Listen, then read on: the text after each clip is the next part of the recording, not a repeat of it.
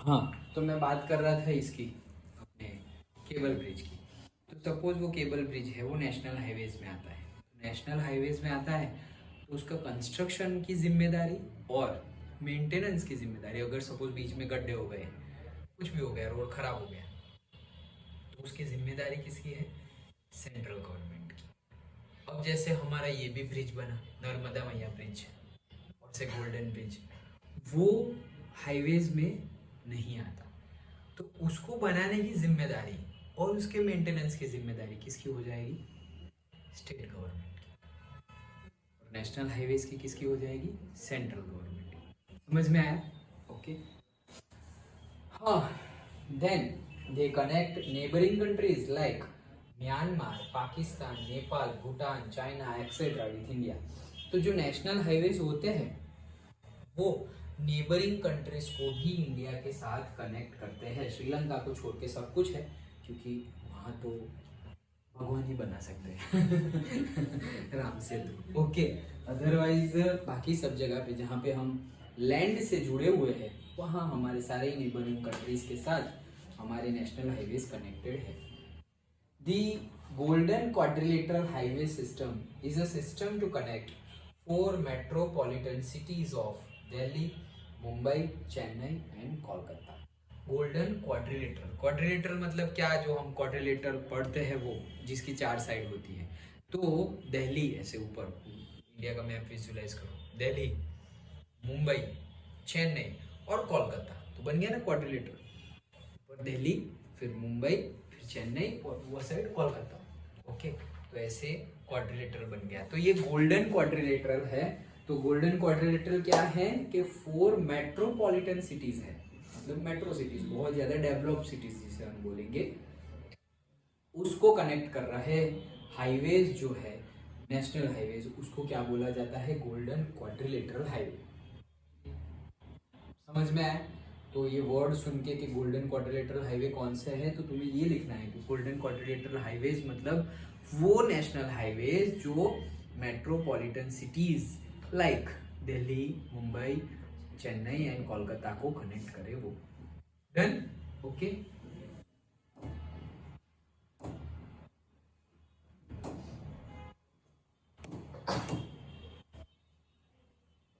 Then national highways में आगे देखते हैं। National highways are given serial numbers, serial number उनको दिया जाता है। National highways number 27, 41, 47, 48, 141, 147 etcetera pass through the Gujarat. तो गुजरात में जो नेशनल हाईवेज हैं उनको ये नंबर दिए गए हैं, 27, 41, 47, 48, 141 एंड 147। जो हम बात कर रहे हैं केबल ब्रिज की, वो कौन सा है? 48, नेशनल हाईवे 48। अगर तुम ड्राइव कर रहे हो और गूगल मैप खोला हुआ है तो उसमें ऊपर लिखा हुआ है NH48 ऐसे। The national highways number 44 connecting Srinagar and Kanyakumari. देखो नंबर कौन सा? 44, श्रीनगर ऊपर, एकदम ऊपर, एंड कन्याकुमारी तमिलनाडु का एकदम नीचे। इतना लंबा नेशनल हाईवे सीधा है, सीधा कहां से कहां? श्रीनगर से लेकर के कन्याकुमारी। मतलब इंडिया मैप में देखो तो जो इंडिया का ऊपर का पॉइंट है और नीचे का पॉइंट है वो पूरा कनेक्ट करते हैं। Okay, so that is longest one. Okay, so longest national highway of the country. तो अगर पूछे कि भाई लॉन्गेस्ट नेशनल हाईवे कौन सा है कंट्री का, तो जो नेशनल हाईवे कनेक्ट करता है किसको? श्रीनगर से कन्याकुमारी तक कनेक्ट होता है। Understood? Okay. Then next, with reference to the total population, the total length of the national highways is more in Chandigarh, Pondicherry, Delhi, Goa etcetera. क्या बोल रहे हैं कि टोटल पॉपुलेशन को ध्यान में रखते हुए ज्यादातर नेशनल हाईवेज कहाँ है? ये जगहों पे। कहाँ पर? Chandigarh, Pondicherry, Delhi, Goa. That does not mean कि गोवा में, दिल्ली में, पौंडीचेरी और चंडीगढ़ में ज्यादा पॉपुलेशन है, ऐसा नहीं, लेकिन इनके आसपास से ज्यादा पब्लिक जाएगी, वो रूट्स है ऐसा। ओके, ऐसा नहीं है, नहीं तो फिर हम यूपी कहाँ गया भाई? ओके, पॉपुलेशन इतनी ज्यादा है तो कहाँ गए, हम कहाँ गए, गोवा है तो गुजरात कहाँ गए। तो ऐसा नहीं बोला कि ये जो जगह है वहां पे बहुत ज्यादा पॉपुलेशन है। ओके, देखो लिखा हुआ ही आगे, with reference to the total population, the total length of the national highways is more in Chandigarh, Pondicherry, Delhi, Goa, etc. Whereas the total length of the national highways in more populated regions like, मतलब के जो length है, okay, यहाँ पे सिर्फ number national highways का total length of the national highways ज्यादा है यहाँ पर, और the total length of national highways is more populated regions, और ज्यादा populated regions like Uttar Pradesh, waste Bengal, Bihar, Madhya Pradesh, Rajasthan, Maharashtra, Gujarat etcetera is less. मतलब कि जहां पे पॉपुलेशन बहुत ज्यादा है, ओके, वहां पर नेशनल हाईवे ज्यादा करने की जरूरत नहीं है, क्योंकि वो पब्लिक जहां से जाएगी, ओके, गुजरात है तो गुजरात का पॉपुलेशन पूरा जाएगा एक नेशनल हाईवे से, तो वहां नेशनल हाईवे होना है। नहीं तो सोचो कि नेशनल हाईवे में कितनी ज्यादा जगह जाती है, ओके, उतनी जगह पे कितने लोग रह सकते हैं। ऐसा थोड़ी है कि एक स्ट्रिप गई, अरे एक स्ट्रिप कितने किलोमीटर तक गई। ओके, तो वही चीज बोली है with reference to total population. Total population की अगर बात करें तो the length of the national highways is more, मतलब के ज्यादा है, लेंथ, ओके, नंबर नहीं, नंबर तो क्या नेशनल हाईवे गुजरात में से कौन सा, तो 48 जो हमारे पास जा रहा है वो, बट उसकी लेंथ कितनी है, मतलब जैसे गुजरात है हमारा ऐसे, तो नेशनल हाईवेज भाई तुम ऐसे करके ऐसे अहमदाबाद, महसाणा ये सब होके जाने दो तो लेंथ कितनी बढ़ जाएगी, कच्छ वच्छ भी जाने दो तो और बढ़ जाएगी। लेकिन वैसा नहीं, लेंथ कितनी रखनी है कि भाई फिजिबिलिटी अच्छी हो, इसीलिए बोला है कि लेंथ के अकॉर्डिंगली ज्यादा कहाँ पे है, नेशनल हाईवे की लेंथ ज्यादा कहाँ पर है, Chandigarh, Pondicherry, Delhi, Goa etcetera. Whereas the total length of national highways in the more populated regions, मतलब ज्यादा पॉपुलेशन जहाँ ज्यादा है वहां पर, जैसे कि Uttar Pradesh, waste Bengal, Bihar, Madhya Pradesh, Rajasthan, Maharashtra, Gujarat is less, तो मतलब लेंथ ये जगह पे कम है। समझ में आ रहा है, लेंथ कम है, दैट डज नॉट मीन कि वहां पे नेशनल हाईवे नहीं है। जैसे कि भाई गुजरात में नेशनल हाईवे नहीं है क्या, राजस्थान में नहीं है क्या, यूपी में नहीं है क्या, अरे है सब जगह, लेकिन उनकी लेंथ कम है। लेंथ कम है, समझ में आ रहा है। ओके, मतलब क्या कि ये सपोज गुजरात है,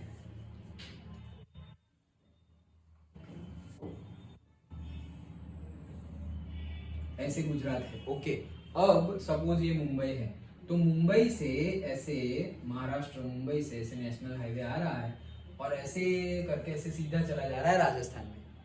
ओके, अब सोचो कि यहां से मुंबई से आता और ऐसे थोड़ा जाके ऐसे सोमनाथ, द्वारका ऐसे जाके फिर ऐसे जाता तो लेंथ बढ़ जाती। ओके तो क्या होगा, लेंथ बढ़ जाती, लेकिन यहाँ पर लेंथ क्या है, छोटी है। इस हिसाब से बोल रहे हैं कि ज्यादा जहां पॉपुलेशन है वहां पर लेंथ क्या है, छोटी है, और जहां पे पॉपुलेशन एक्चुअल में कम है, मतलब से गोवा, ये गोवा है, यहाँ पॉपुलेशन कम है तो यहाँ पे लेंथ ज्यादा है, ऐसे करके जा रहा है आराम से। क्यों जा सकता है ना भाई, क्या प्रॉब्लम है, पॉपुलेशन वैसे भी कम है, जमीन भी है, लैंड भी है। समझ में आ रहा है पॉइंट? हाँ, The National Highway number 7 connecting Varanasi to Kanyakumari is the longest national highway of the country. क्या क्या फिर से बोलो। The National Highway number 7 connecting Varanasi to Kanyakumari is the longest national highway of the country. वो तुम्हें देखना पड़ेगा कि कौन सी बुक में लेटेस्ट डेटा गिवन है, क्योंकि कन्याकुमारी तो है लेकिन वाराणसी तो यूपी में है और श्रीनगर तो ऊपर है, क्योंकि जगह वैसे ही देखो ना, वाराणसी कहाँ पे है,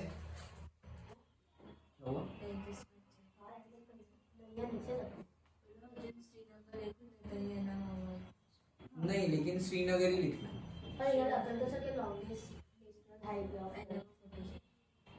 नहीं वैसे हम लॉजिकल सोचते हैं ना, वाराणसी कहाँ है, यूपी में, श्रीनगर ऊपर है भाई जम्मू कश्मीर, तो लॉन्गेस्ट कौन सा हो गया, वही हो गया ना। ओके, समझ में आ रहा है। ओके, तो वही लिखेंगे हम। हाँ, next, the national highway numbers were changed by the government of India in 2011। 2011 में नंबर्स चेंज किए गए थे, ये नंबर चेंज किया गया है 48। पहले क्या था पता है, शायद तुमने सुना हो, पहले इसका नंबर क्या था पता है, शायद सुना हो, नेशनल हाईवे नंबर 8।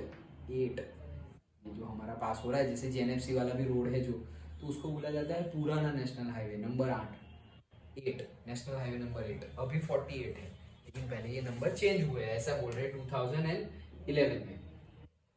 ओके चलो, ऐसे लिखा हुआ होता है। देखो national highway with the milestone, तो माइलस्टोन में नेशनल हाईवे कैसे लिखा हुआ होता है, ऐसे लिखा होता है NH, मतलब समझ जाना है नेशनल हाईवे। SH मतलब क्या, स्टेट हाईवेज है। तो अगर जैसे कि तुम नेशनल हाईवे से जाओगे तो यहाँ से जाओगे तो 48 आएगा। ओके, अब तुम सूरत जा रहे हो, ये हांसोट वाले रोड से जा रहे हो, हाईवे से नहीं जा रहे हो, हांसोट वाले रोड से जा रहे हो, तो वहाँ पे भी आएगा, लेकिन वो SH आएगा, NH नहीं आएगा।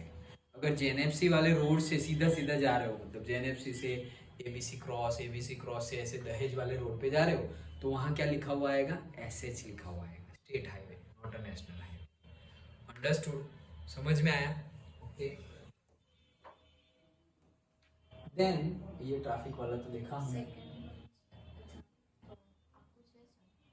आप पूरा करना है तो पूरा कर देते हैं, चलो पूरा ही क्वेश्चन है, स्टेट हाईवे में નથી, नेशनल हाईवे का क्वेश्चन है ना, खाली पूरा फर्स्ट पॉइंट જ કીધેલું नेशनल हाईवे है ना, ये तो वही चीज है, नेशनल की जगह स्टेट में, जैसे नेशनल की ट्रेड्स लोकालिटीज और उसको कनेक्ट करते हैं, वैसे ही स्टेट के लोकालिटीज के, भाई जैसे गुजरात स्टेट है तो यहाँ के पोर्ट्स है, हजीरा पोर्ट है, दहेज पोर्ट है।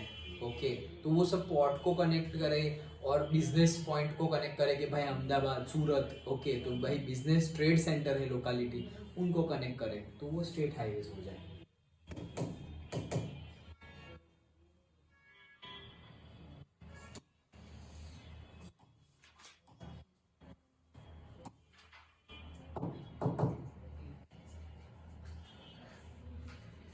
पहला तो देखा हमने, इनलैंड वाटरवेज ऑफ इंडिया।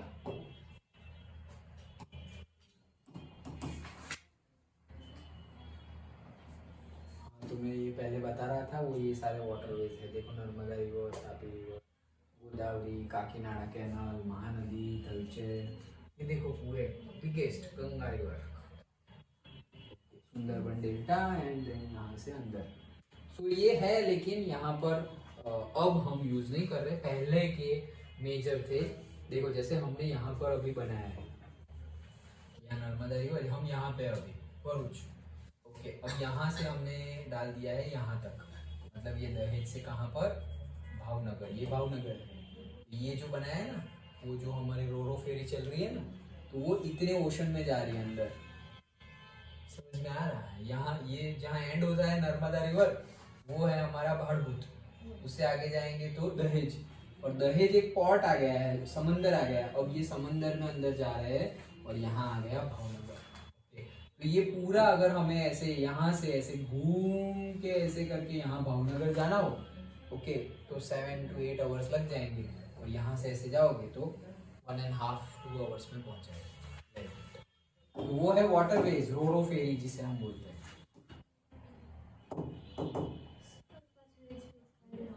फिर से वही निकालना है, क्यों, वहाँ है क्वेश्चन, कौन सा वाला, Which are the main national waterways of India?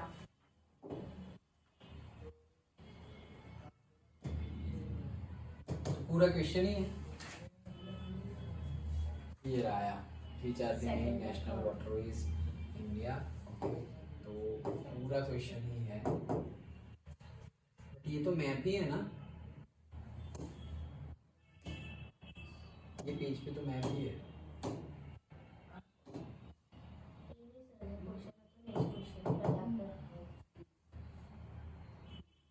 ये वाला इनलैंड वाटरवेज, यही ना, क्वेश्चन नंबर सेकंड का थर्ड ना, मतलब यही ना, ओके, यस।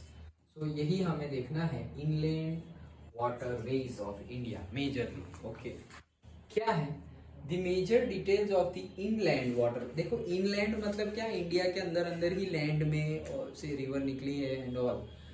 अदरवाइज वाटरवेज बोले तो हम इंडिया से श्रीलंका चले गए, वो पूरे वाटर में चले गए, उसमें इंडिया की लैंड तो आई ही नहीं बीच में।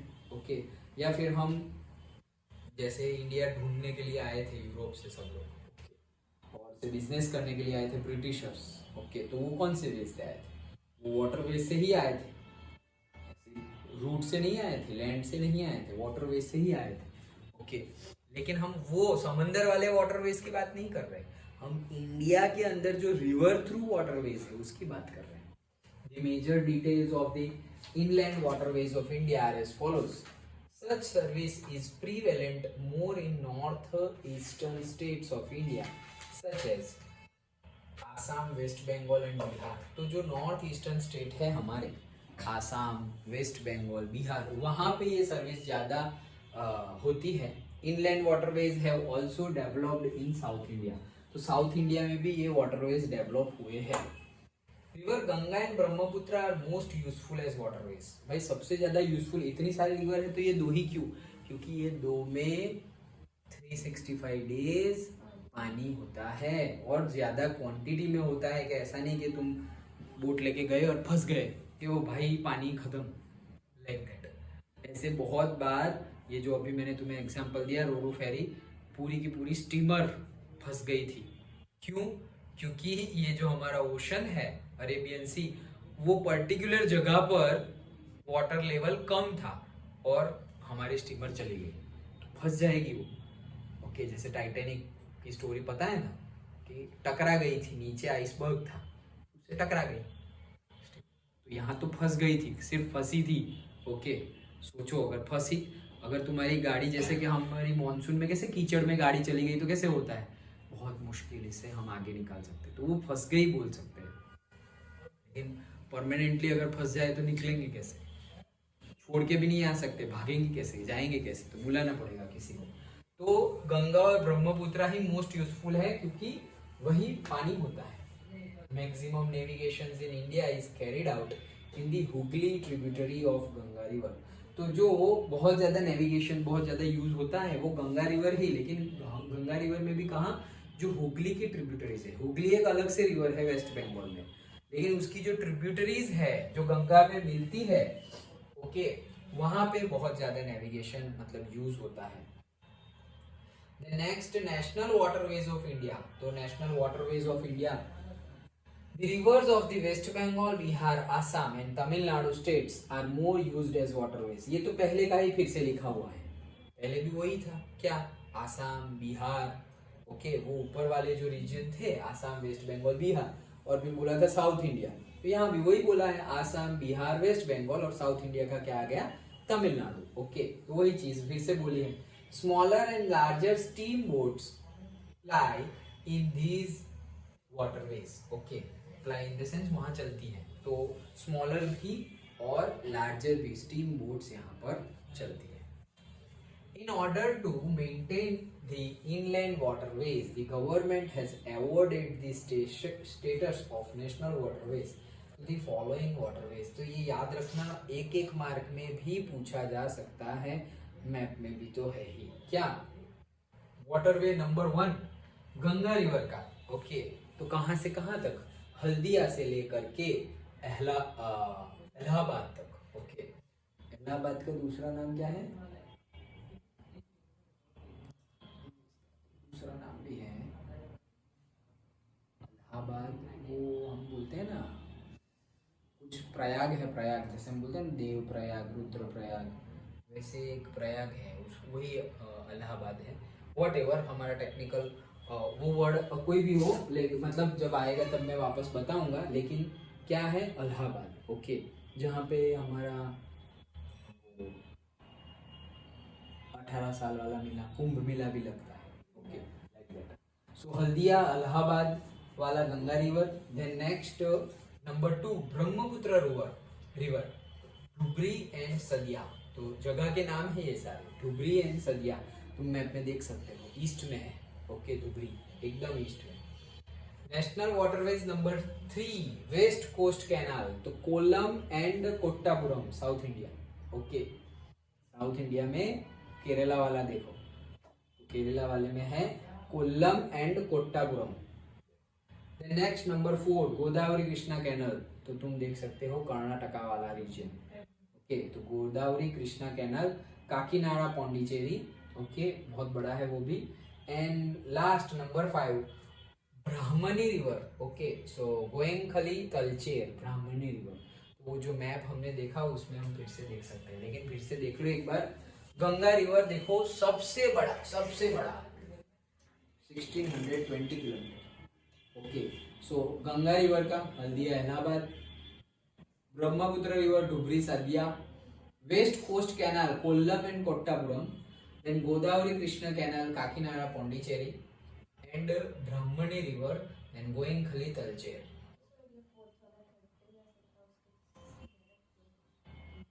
हाँ, वैसे किलोमीटर वाइज तुम लिखो तो आ सकता है, यस, किलोमीटर वाइज। ओके, यहाँ तो ऐसे ही बताया गया है कि पहले नॉर्थ का, फिर ईस्ट का, फिर वेस्ट का, और फिर साउथ और बीच का, ऐसे। ओके, बट किलोमीटर वाइज ऐसे नहीं। मैप का मैं तुम्हें अलग से बताऊंगा। मैप में भी पर्टिकुलरली तुम्हारा जो हर बार जो रिपीट होता है, और पेपर स्टाइल अगर तुम देखोगे बार बार, अगर प्रीवियस ईयर क्वेश्चन पेपर देखोगे तो एक ही चीज रिपीट होती है। जैसे कि सीबीएसई में तो बता दिया जाता है कि इतने वाटरवेज हैं और इतने वाटरवेज में से पर्टिकुलरली ये 3 याद रखने हैं, ये 3 में से ही कोई एक पूछा जाएगा, उसमें इतना डिटेल्ड पूछा जाता है। लेकिन तुम्हें ऐसा बताया जाता नहीं है, तुम्हारे सर्कुलर में, जीएससीबी के सर्कुलर में ऐसा कुछ नहीं आता। तो जो आता है उसके अकॉर्डिंगली ही मैं तुम्हें पढ़ा दूंगा। ओके, मेजरली हमें इन शॉर्ट बता दूं तो उनसे मैप में थोड़ा ज्यादा याद रखना है सीबीएसई के कंपेयर में, बट इजी ही है, ऐसा कुछ है नहीं।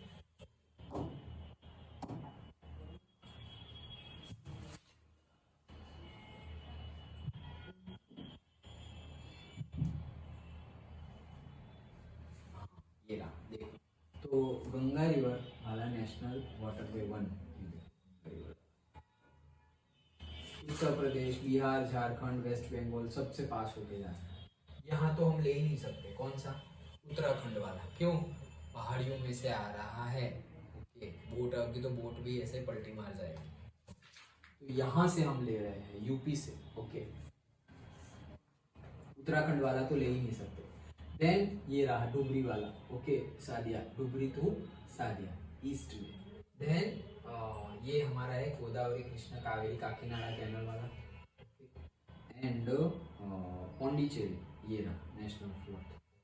तो ये पूरा काकीनाडी वाला, वो पौंडीचेरी, वो 4th वाला, और वो केरला वाला ये रहा कोल्लम एंड कोट्टापुरम। इतना वाटरवेज, वो वाटरवेज है that is canal coastline है, वो रिवर नहीं है। ओके, कैनाल कोस्ट लाइन है, मतलब केरला में बहुत सारी ऐसी जगह है जहाँ पे पानी स्टोर्ड है। कौन सा पानी है वो? इसे बोलते हैं बैक वाटर। बैक वाटर मतलब जो ओशन में चला जाता है लेकिन ओशन से वापस आ जाता है, just like tides in tides out. Okay, तो ये तो रिवर है इसलिए हमें भाई आता है और फिर जाता है, लेकिन अगर रिवर नहीं है और ज़मीन है तो ज़मीन में तो पानी आएगा, भर जाएगा। ओके, तो वैसे पर्टिकुलरली बहुत ज़्यादा, जैसे लास्ट ईयर हम गए थे, लेकिन हम तो कर्नाटका गए थे। कर्नाटका में भी है, कर्नाटका में भी है, क्योंकि कर्नाटका केरला यही है ना, नीचे केरला, उसके ऊपर ये जो है वो कर्नाटका। ओके, तो वहाँ पे ऐसे बैक वाटर्स बहुत सारे हैं जिसमें तुम ट्रैवल कर सकते हो। लोग जाते हैं ऐसे फोटोशूट करवाने जाते हैं, घूमने जाते हैं। ओके, पर्टिकुलर तो वो भी एक वाटरवेज है। और ये वाला तलचेर वाला, ओके, ब्राह्मणी रिवर वाला।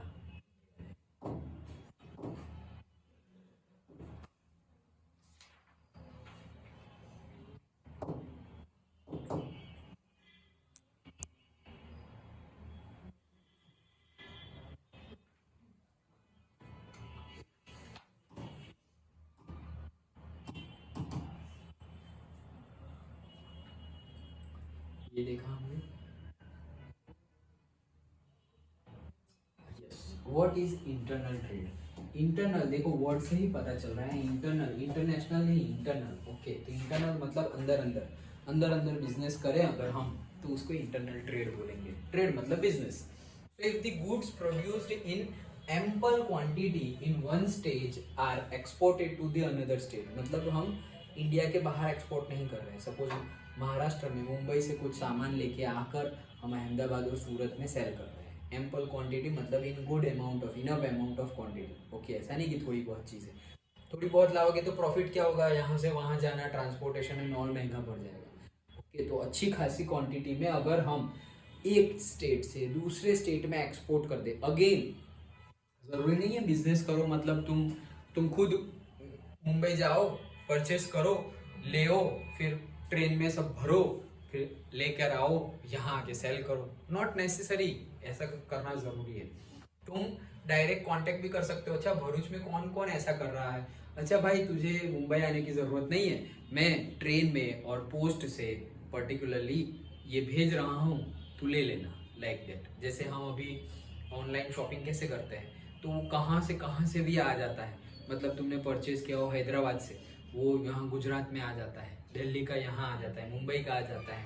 कैसे?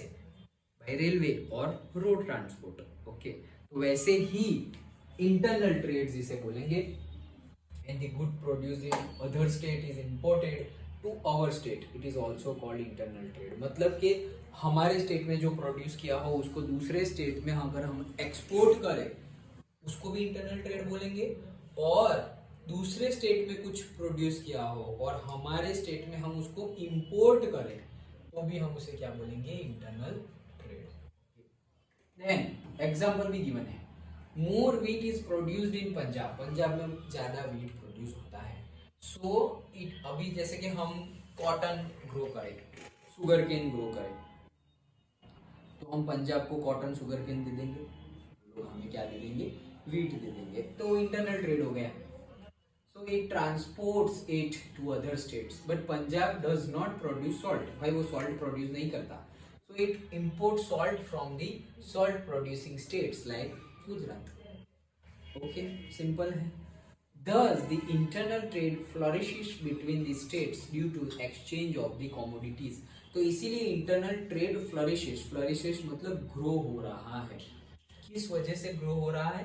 क्योंकि एक्सचेंज ऑफ कमोडिटीज, कमोडिटीज मतलब गुड्स। ओके, जैसे कि हम ट्रेन में बोलते हैं कि गुड्स ट्रेन जा रही है, गुड्स मतलब क्या, सामान, कोई भी टाइप का सामान हो, सॉलिड लिक्विड गैस, कोई भी टाइप का कंटेनर हो। ओके, तो वो गुड्स ट्रांसफर हो रहा है। अरे इवन ऑयल ट्रांसपोर्ट होता है, कोविड में ऑक्सीजन की बोतल भी ट्रांसपोर्ट होती थी।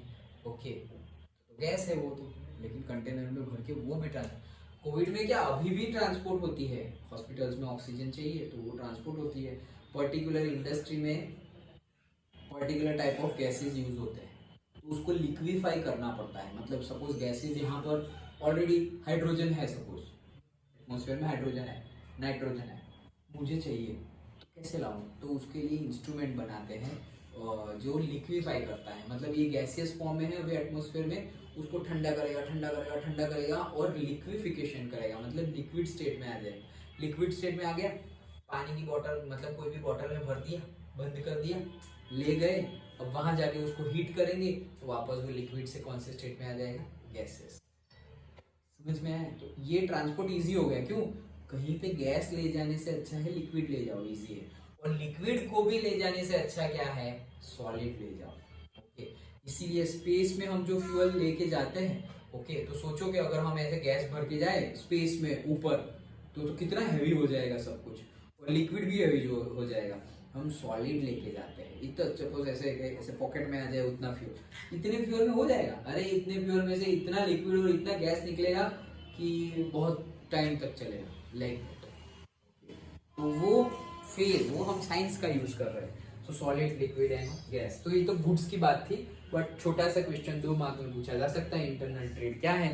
तो हमारे स्टेट में प्रोड्यूस हुआ, हम कहीं और स्टेट में एक्सपोर्ट करें, और कहीं और स्टेट में कुछ प्रोड्यूस हुई कमोडिटीज हम हमारे स्टेट में इंपोर्ट करें, उसे बोलते हैं इंटरनल ट्रेड। एग्जाम्पल, पंजाब के पास, पंजाब अच्छा खासा व्हीट प्रोड्यूस करता है और सॉल्ट प्रोड्यूस नहीं करता, तो हमने उससे सॉल्ट इंपोर्ट कर लिया और सॉल्ट हमने एक्सपोर्ट कर दिया और व्हीट हमने इंपोर्ट कर दिया, तो इसे बोलते हैं इंटरनल ट्रेड। और इंटरनल ट्रेड की वजह से, वुड और कमोडिटीज का एक्सचेंज होने की वजह से इंटरनल ट्रेड जो है वो फ्लरिश करते हैं और ग्रो करते हैं। अंडरस्टूड? सिंपल था।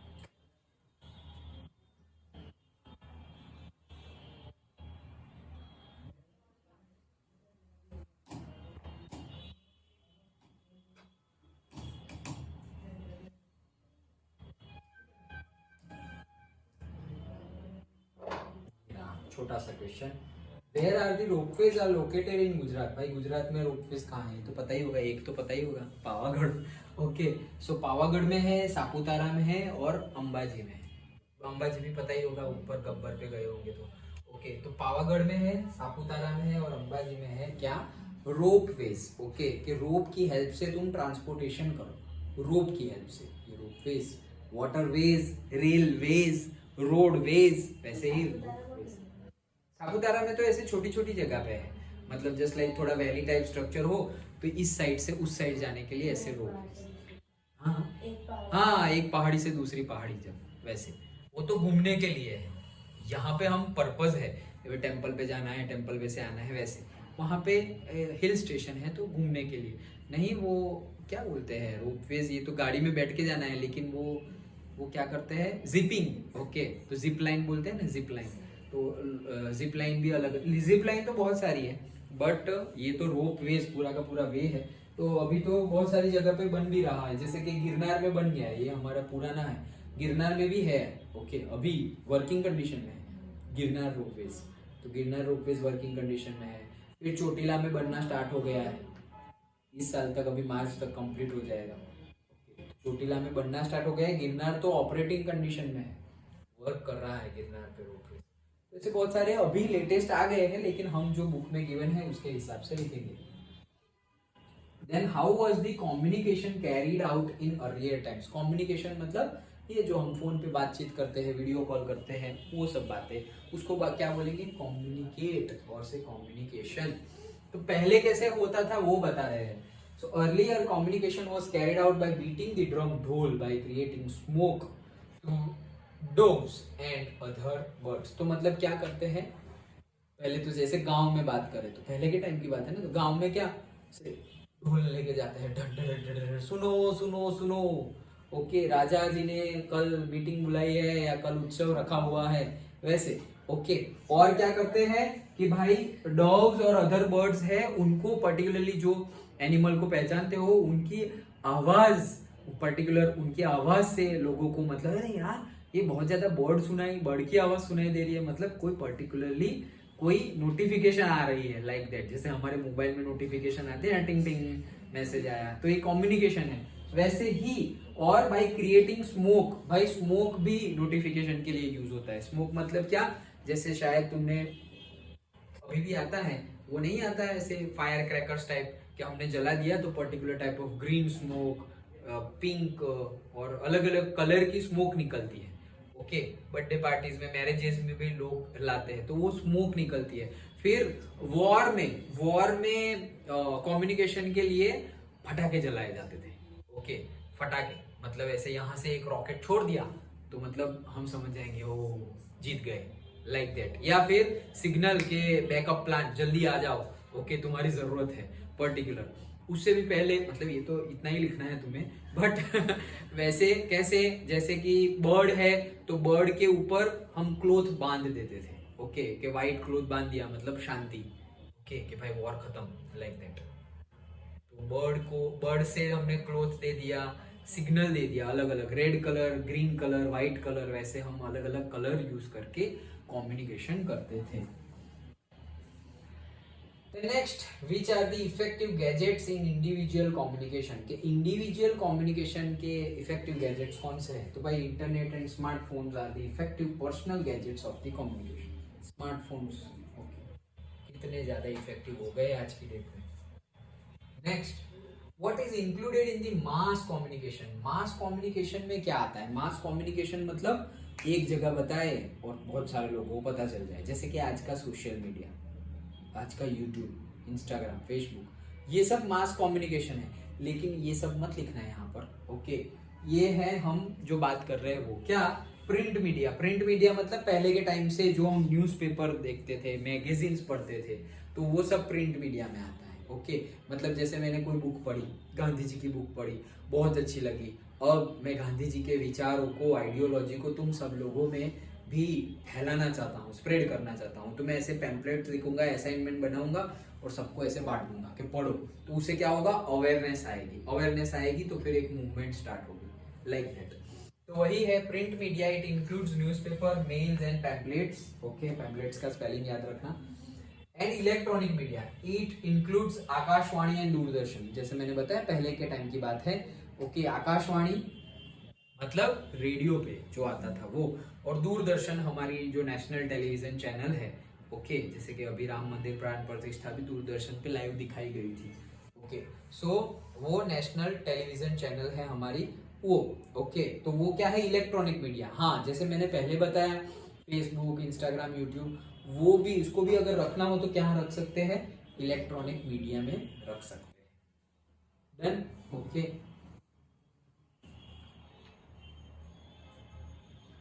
which are the main commodities exported from India? Any idea? Idea क्यों नहीं होंगे, बोलो। स्पाइसेस तो याद है ना। Okay, so main commodities exported from India are iron ore, engineering goods, cycle, fans, sewing machines, vehicles, railway coaches, computer softwares, आज की डेट में chemicals, ornaments, jewelleries, leather and leather goods, cotton clothes and spices, वो तो हमें याद होना ही चाहिए। Okay, so cotton clothes, garments, jute, jute cloth, fish, handicrafts आए spices, T, coffee, spices and condiments etcetera. Okay, तो ये सब कुछ, ये सारी कॉमोडिटीज है, ये सब कुछ क्या ज्यादातर इंडिया से क्या होता है, एक्सपोर्ट होता है।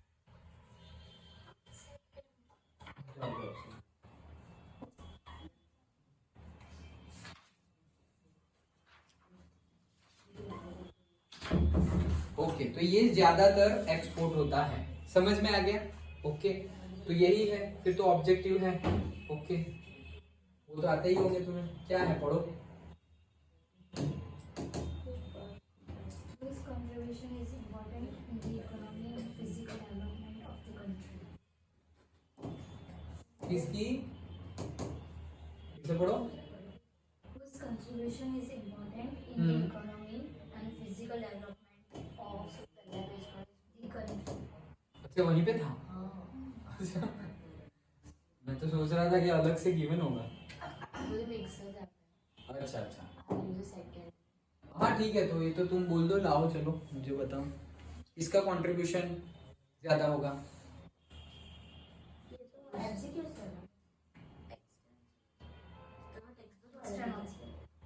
हाँ वही ना, तो सारे थोड़ी टेक्स्ट बुक वाले ही।